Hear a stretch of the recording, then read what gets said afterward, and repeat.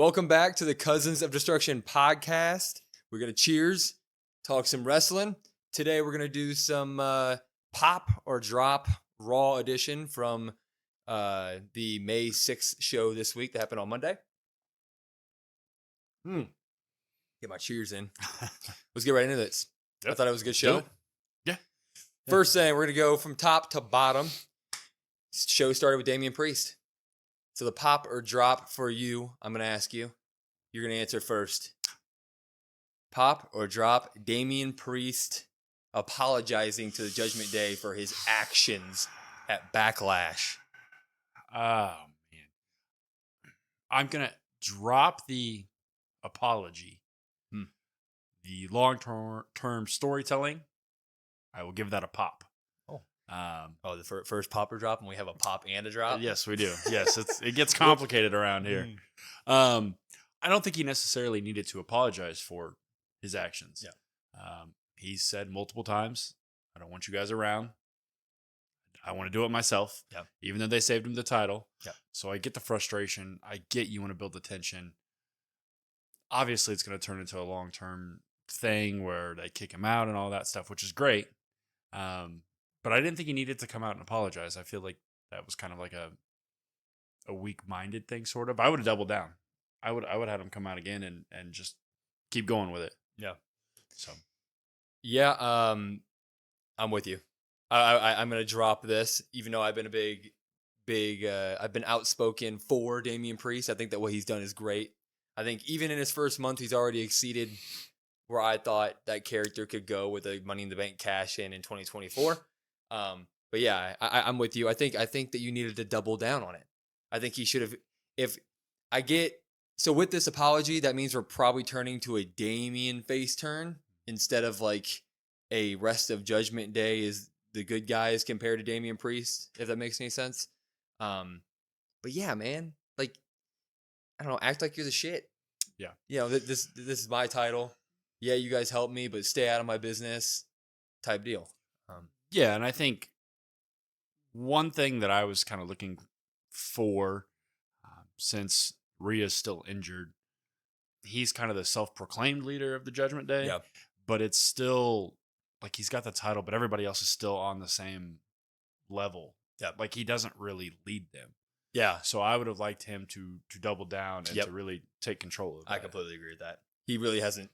He is definitely now the WWE's pushing him to be the leader, but it still kind of feels like Rhea was really the leader of this, and so it's a mucky water. So I agree. Next up, though, that we're gonna do on pop or drop, I'll answer first. CM Punk and Drew McIntyre rivalry as a whole right now. I am actually gonna say pop on this. I've been kind of against CM Punk lately, kind of going his nostalgia route with his promos. He always does the crisscross applesauce in the ring. He has quoted a lot of his previous promos from the past WWE runs, but they're legitimately both injured. So this is kind of the best you can do, talking smack on the mic. They're both doing a good job doing it. CM Punk was looking at his watch a lot this week, kind of. You can see that he didn't really have enough words to say in his promo, I don't think. But we still have CM Punk. We still have Drew McIntyre. They're doing enough good disses toward each other. We know that match is going to slap. So I'm popping the McIntyre Punk rivalry at the moment. Yeah, I'm going to agree with you as well. And the way that they're doing it, Drew leaves the arena today, or I guess Monday, and then Punk comes in 5 seconds later, and then. You know, obviously when we went, Punk's in the Swede and McIntyre can't get to him. Yeah. It like you said, it kind of delays the inevitable. But it's nice. They're both really good on the mic. Yeah. Which I don't think I would have said that about McIntyre Me previously. neither. Dude, he's so much better now. McIntyre is a lot better on the mic with this new character. And Punk has always been good on the mic. Yeah. So yeah, it's gonna be a good payoff. I wonder if it's just going to be one match. I'm going to assume probably so, because you have so much build up until then. We sit here, everybody keeps saying that like eventually Drew's going to take that belt back from Damian, right? So I wonder if it's I wonder if that's completely going away from that now. Because I think the storylines are now completely separate. So that's another topic. But yeah, I don't know if it's gonna be a long program or not. But we both pop it. Yeah, it's good right now. Both pop. That's what we need. Further down the card, Sami Zayn interrupts and interferes the Bronson Reed versus Chad Gable match. Doesn't seem like a very face thing to do. But the question here is, are you popping or are you dropping this Bronson Reed, Chad Gable, Sami Zayn triangle Intercontinental Championship duel? Dual trio, whatever you want to call it, you know. I'm gonna drop it. Yeah. Bronson Reed, I think, could be really good. Yeah. I love Gable. Yeah. Not a fan of Sammy. So so you're dropping the champion of this three-way? Yeah, absolutely. Not a big triple threat fan as it is anyway, because there's always one person left out. Yeah. This one, I think, from maybe not most people, but a decent amount of people, I would say it's Sammy. You've got Gable, who I think is the most popular one out of the three. I think Bronson could do something really good if they build him up correctly, but they haven't seemed to do that. They've dropped the ball a few times. Yeah. Sammy, I don't know where he goes from here. Yeah. I don't know, because if you have him win, okay, he just can beat anybody, but if he loses, he kind of goes into relevancy. And I'm going to take a little bit of a different turn on it. I'm popping it. The reason I'm popping it is because I guarantee that Chad Gable ends with the Intercontinental Championship. I know people are like, no. The belt at this point is staying on Sami Zayn. I'm just going to live my own fantasy land, all right? Chad Gable's winning it, and I'm popping it because Chad Gable deserves it. And I can see a Chad Gable heel run actually being awesome because this match itself was a banger between Bronson Reed and Chad Gable. Chad went off the top rope, did an exploder off the top rope with him. Yeah. Like, Chad can work anybody. He's ready. So I'm giving it a pop, man. Looking forward to it. Yep. And it'll be easier, especially with the heel Gable character. Obviously, rumors of like a Angle 2.0 team, which could be really good. Yeah. Really, I agree. Really good. All right, back to the Judgment Day. Because in a backstage segment, Mr. Carlito spits in the face of the Judgment Day. Not anymore. He said he wanted to have a mutually beneficial partnership between him and the Judgment Day. Pop or drop. Carlito to the Judgment Day. I'm up. Of course I'm popping this. That's my boy Carlito. Are you kidding me? Buff Carlito at the Judgment Day? Now, does it make any sense? No. I mean, it doesn't, like, from watching the show weekly storyline, but like it does in terms of Dominique's hurt, Rhea's hurt. They're probably not going to give Finn a chance at it, even though I wish he did. And JD, I mean, he's not ready. So, like, I don't know. You have Damian beat whoever's next up, and then you have Carlito add in, maybe do a little work there, and then they pan out fighting each other. Carlito in the main title scene for a little bit. I'm down. It's Carlito, man. Yeah, I'm going to completely disagree with that take. I'm going to drop it. As you said, makes no sense. So you say you spit in the face of this take? Yes, absolutely. I would spit in the face of, I guess, JD McDonough and leave it at that. Everybody else in the Judgment Day, I don't have a problem with. But you look at it, if they kick Priest out, they need somebody to put in there. Yeah. I think Judgment Day was already somewhat losing steam as it was anyway. You take Priest out, Rhea's still gone. We'll get into that a little bit later on. But I just think it might be time to kind of wrap up the whole Judgment Day. Ooh. It's going to be kind of tough because Dom's obviously hurt for a little bit. But it's had a good run, and I'd much rather like to see it come to an end, even maybe a little bit prematurely, other than dragging it out. So you, with the first question, basically, you think when Priest leaves Judgment Day, it's just done? I would like to see that. I don't think they're going to do that. I think maybe they'll finally bring back Damian Priest intro. We'll get an Archer. That would be cool. Archer at Mania, baby. I would sign up for that. But yeah, I think if you kick Priest out, I mean, Maybe you have Carlito be the mouthpiece. Maybe that's why Carlito's in there. But there's been no reason why he would want to join. So I can't give you a reason for why it would happen, but it's Carlito, so it would just be cool. Pop. It would just be cool. Moving on. Does the before we move on, do the Judgment Day all come out with apples at that point? All of them except for Damian. Yes. He's just ripping the apples out of their hand. There we go. Get the fucking apple out of your hand. As long as we get a Judgment Day apple bit, I guess I'm okay. All right, so we move on. Becky Lynch, interviewed by Michael Cole. He talks about how, who do you want to face in the future? She does not bring up Liv. So guess who comes out? Mrs. Liv Morgan. Pop or drop? You're first on this one. I'm gonna give you a flat out question. Pop or drop? Does Liv win the title? Yes, pop. I don't think there's really even any reason to expand on the thought.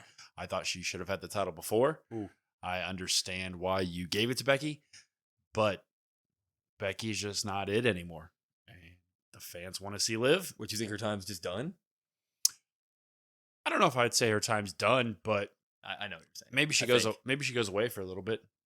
Take a couple months off. I think everybody kind of has fatigue.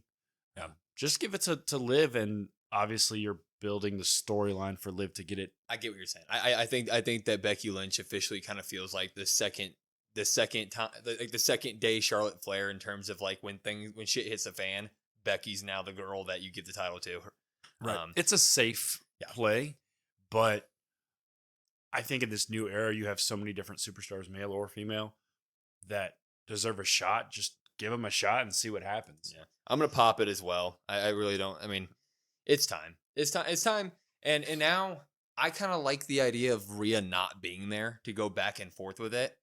Honestly, let Liv have like a good title reign. I know that we gotten into a big debate about title reign length, and I'm not sitting here saying a year-long reign, but give her a couple programs with a couple people. Mm-hmm.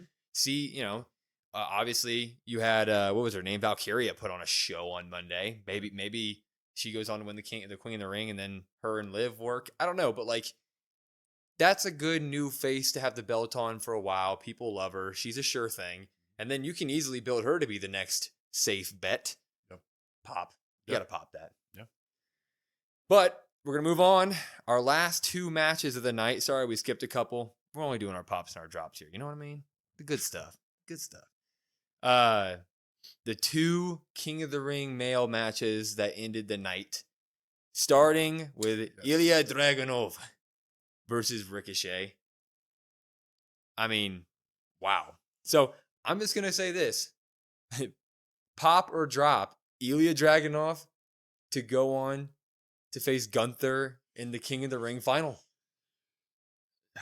Yeah, I mean, I guess you'd have to pop that. I mean, from that side of things. I've also heard rumors that maybe he joins Imperium or something. I don't really know how you, I guess, get there, but overall that match would just be hard hitting and fantastic. I think it's really refreshing to see in a time where there's a little bit more acrobatics at times with certain people or certain wrestlers. It's nice to see hard hitting stuff again. Yep. Now, I know I just said you see a little bit too much, but in this match with Ricochet, the styles blending, I think it was fantastic. Dude. Yeah, I'm going to go ahead and pop it as well, and it's for that exact reason. Well, we've seen them fight in the past years and years and years ago, which Gunther's a completely different guy at this point.